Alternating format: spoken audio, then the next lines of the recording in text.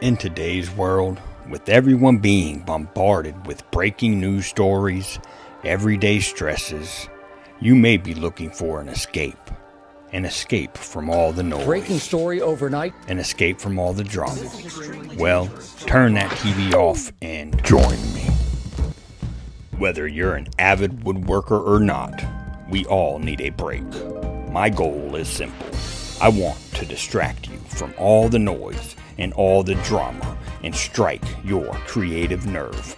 So I've researched the web for the coolest, most interesting woodworking projects to bring to you in this series called Stuck on SawDust. This is episode 3.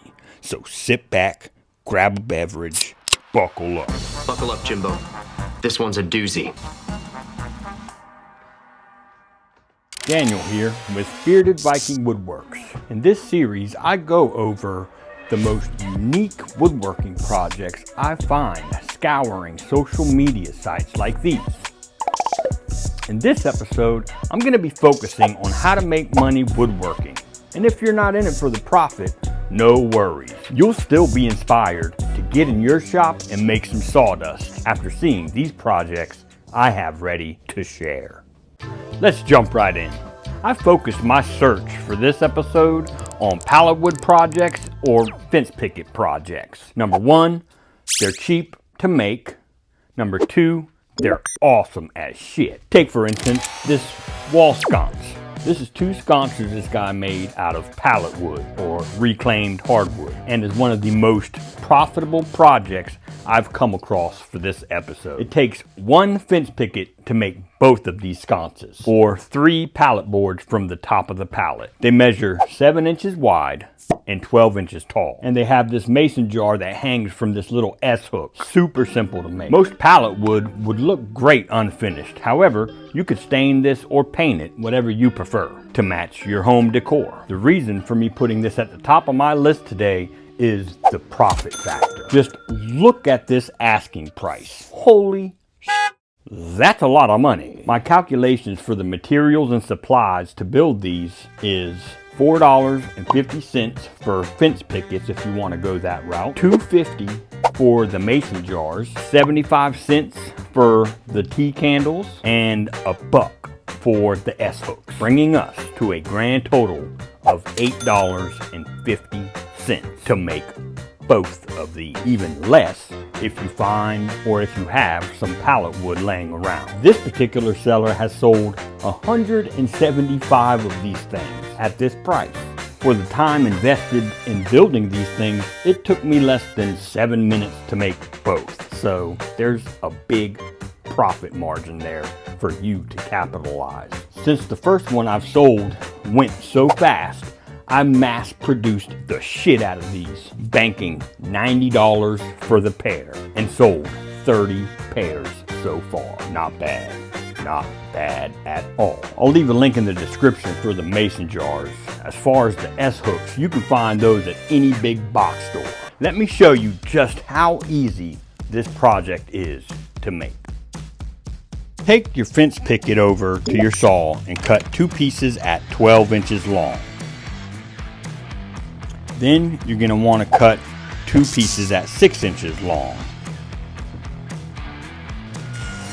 Bring them over to your table saw and rip one of the fence pickets that's 12 inches long at 4 inches and rip the next one at 3 inches.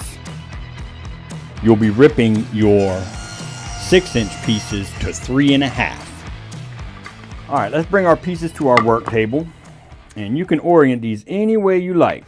I'm going to do it just like this, and take your 3.5 inch wide by 6 inch long piece, put one at the bottom, and pop 2 nails in it.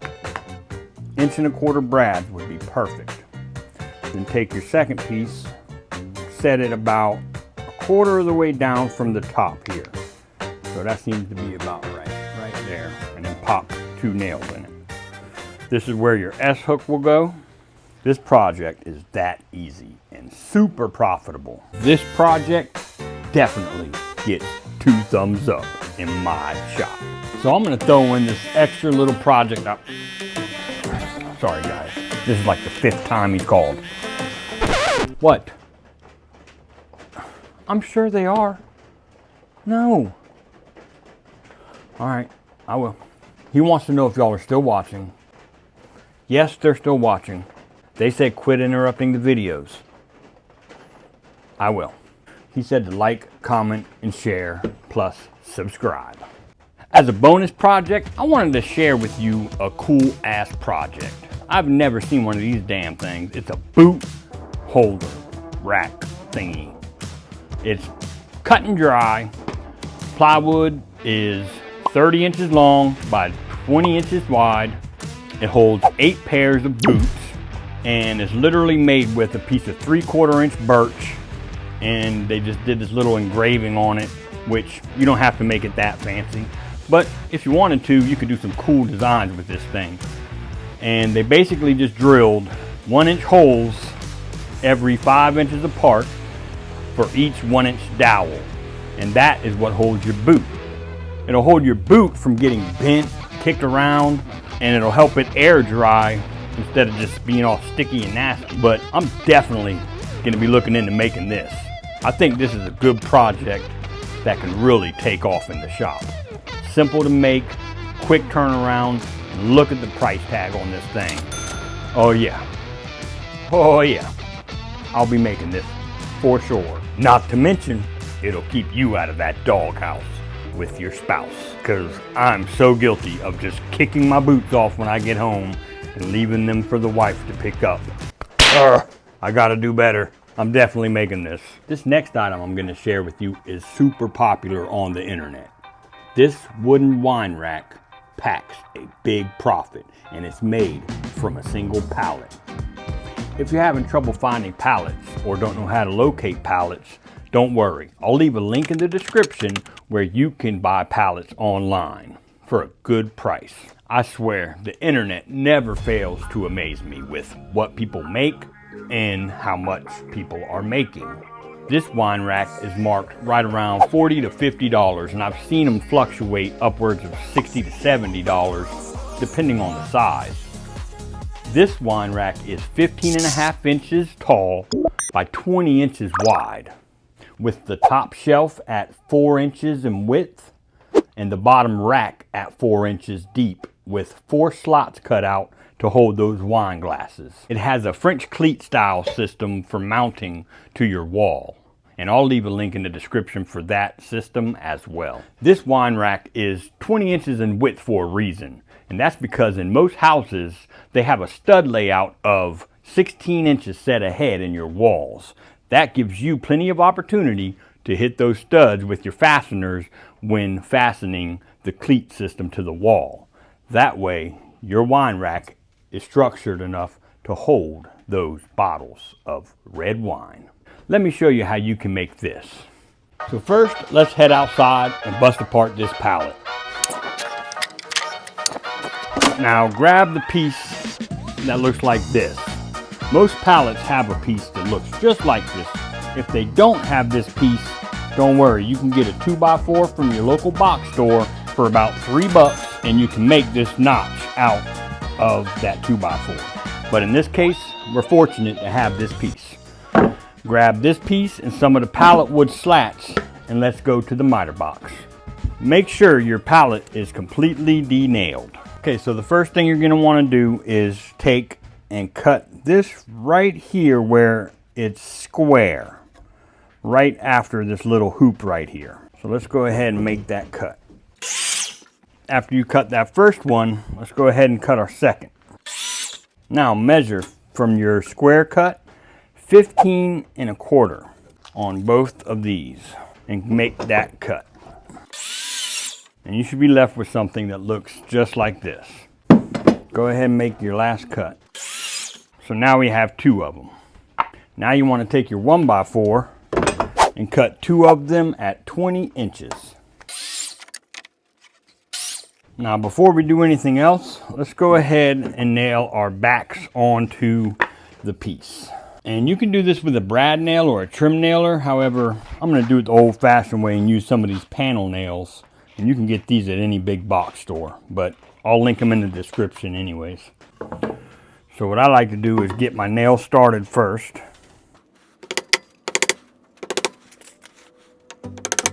And we're going to take the pieces that we cut 20 inches of the 1x4 and just nail them right flush to the bottom and flush to the side of this 2x4.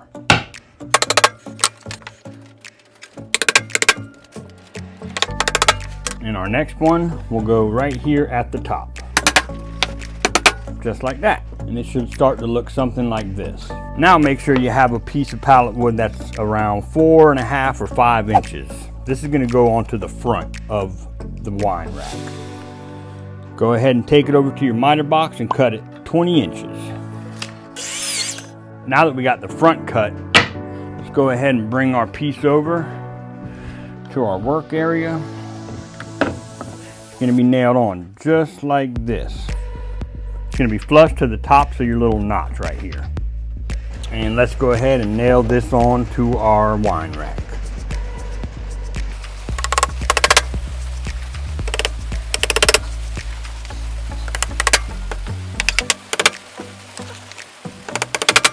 Now you should be left with something that looks like this. Now you want to take a piece of pallet wood that's at least, say, 5 inches. This is going to be our shelf. So just take it and you can mark this and cut it at your miter saw. Now that we got that cut, let's turn it around to where our back's facing us. Slide this right up to this front piece that we cut and just scribe this line right here. And that's going to be the width that you want to cut this. So let's rip this on the table saw. Bring it over to your piece. Set it in there. And that is perfect. So let's go ahead and get this nailed on.